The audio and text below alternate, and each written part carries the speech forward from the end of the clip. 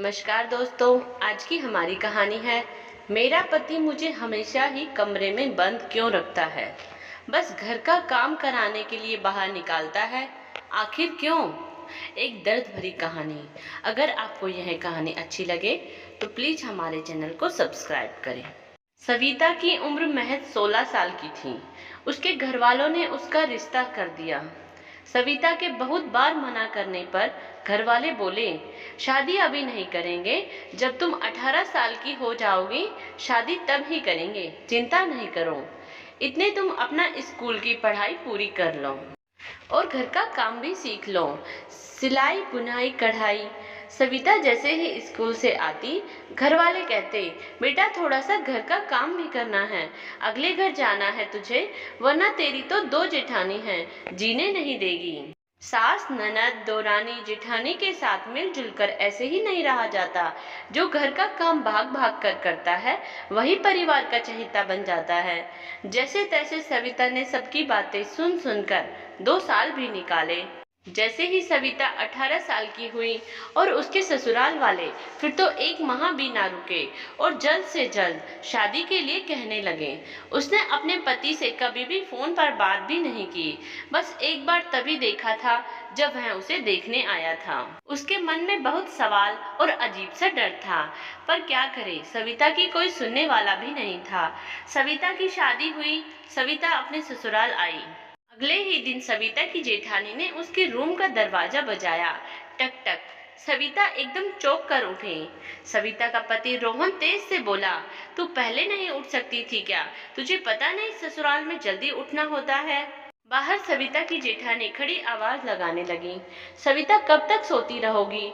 उठ जा, तो ये तेरा मायका नहीं है, अब तेरी शादी हो गई है, ससुराल आ गई है, यहाँ ऐसे नहीं चलेगा। सविता धीमे स्वर में बोली, आई दीदी। और सविता ने जल्दी से साड़ी पहनी। साड़ी पहननी भी नहीं आती थी, अच्छे से पहन भी नहीं पाई जेठानी के डर से। और जैसे ही रूम से बाहर निकली लंबा सा घूंघट निकाल दिया जेठानी ने। सविता को कुछ दिखाई तो दे नहीं रहा था। सविता गिरी धड़ाम। सभी लोग हंसने लगे, बच्चे बड़े, बच्चे कहने लगे, नई बहू गिर गई, नई बहू गिर गई, और तालियां बजा बजा कर हंसने लगे। इतने में ही सविता के ससुर जी बाहर आए। साड़ी के झमेले में क्यों पड़ रही है छोटी बहू? देखना जरा छोटी बहू को कहीं लगी तो नहीं, और कल से साड़ी ना पहने, सूट ही पहन लिया करे। सविता उठकर खड़ी हुई और फिर नहा धोकर किचन में आई ही थी कि सविता की जेठानी एक बड़ी सी परात में आटा भरकर सविता के सामने रखकर बोली, महारानी अब न्योता देना पड़ेगा क्या? नीचे बैठकर ये आटा लगा ले। सविता इतने सारे आटे को देखकर घबरा जाती है और फिर लग जाती है आटा लगाने में। बेचारी सविता थोड़ी सी घबराई हुई सी धीरे धीरे वो आटा तो लगा देती है। और फिर उसकी दूसरी जेठानी आकर कहती है, अभी तक रोटियां नहीं बनी, रोटी कौन बनाएगा? तेरी माँ आएगी क्या? फिर सविता रोटी बनाने लगती है। उसे बनाते बनाते दोपहर हो जाती है। उससे किसी ने कोई चाय नाश्ता खाना कुछ नहीं पूछा। फिर सारे बर्तन धोए। सभी रिश्तेदार जब तक जा चुके थे, उनकी एक बूढ़ी बुआ जी नहीं गई थी। वो सविता के पास आई, बोली, बेटा तूने कुछ खाया या नहीं, इतनी गर्मी है। सविता ने गर्दन हिलाकर कहा, नहीं बुआ जी। वो उसे उसके कमरे में जाने को कहती है और उसके लिए खाना लेके जाती है। उसे खाना खिलाया। फिर बोली, बुआ जी देख बेटा, काम तो करना पड़ता है, पर सारी जिंदगी काम ही करना है। कल ही तो तुम आई हो, तुम्हारी जेठानियां तो खुद कामचोर है। तुम किसी की बात को दिल पे मत लगाना और खाना वक्त पे खाया करो।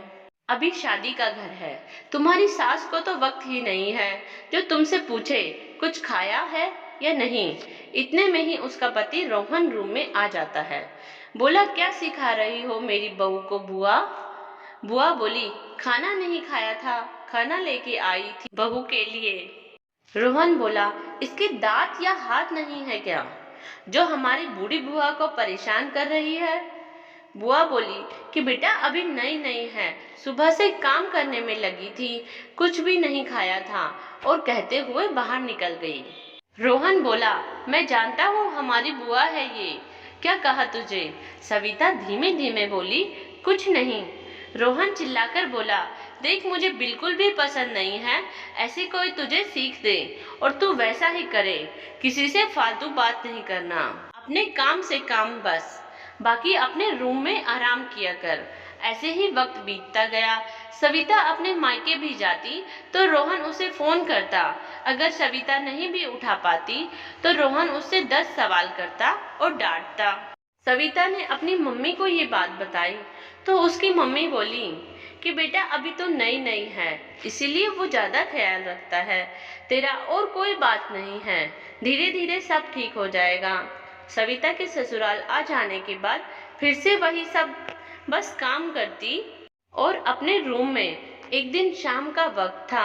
सभी घर की औरतें बाहर बैठकर चाय पी रही थीं, बच्चे भी, सभी हंसी मजाक का माहौल था। सविता अपनी चाय अपने रूम में पी रही थी। रोहन घर पर नहीं था। सभी की हंसने की आवाज सुनकर सविता भी बाहर आ गई, उन सबके साथ बैठ गई। सविता भी बातें कर रही थी। इतने में सविता की सास बोली, आज कैसे छोटी बहू, हम सबकी याद आ गई।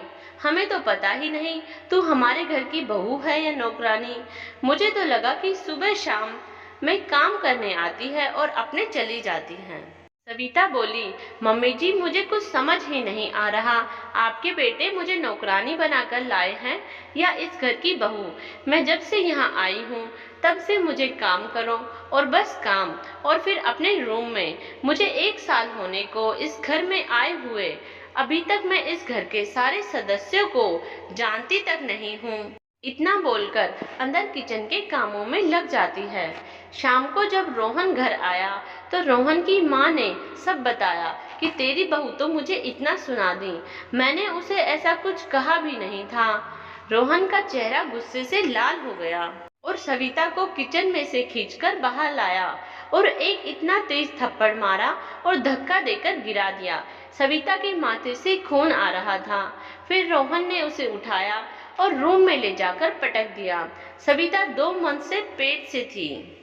उसे इस बात का पता भी नहीं था, उसका वो बच्चा भी खराब हो गया। सविता अंदर अंदर रोती रोती बेहोश हो गई। कुछ देर बाद रोहन के भाई की लड़की सविता के पास आई।